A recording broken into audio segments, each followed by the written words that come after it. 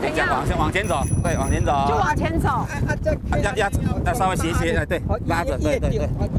好。桃园新屋客家渔港捕捞渔获有法宝，海平面跟我们的物体上面大概潮差都是在2公尺以内，它退的时候刚好鱼会留在这里。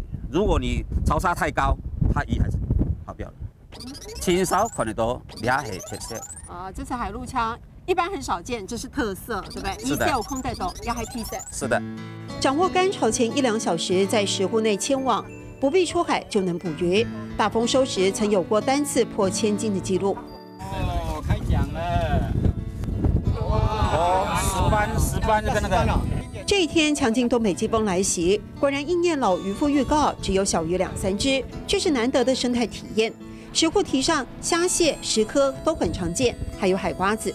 这个沙子它是2个呼吸口，然后有水的时候它喷水，所以说那就要这样子去挖，然后挖就会在这里。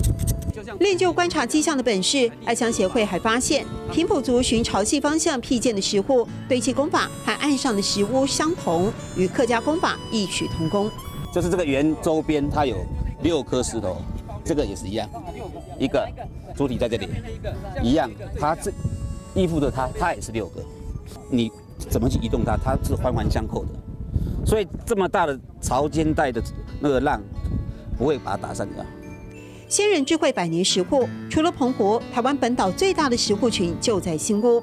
古老的让渡契约见证客家渔港渔业文化的历史，乡民自觉向文化部争取修复，要把石户传奇尽量留住。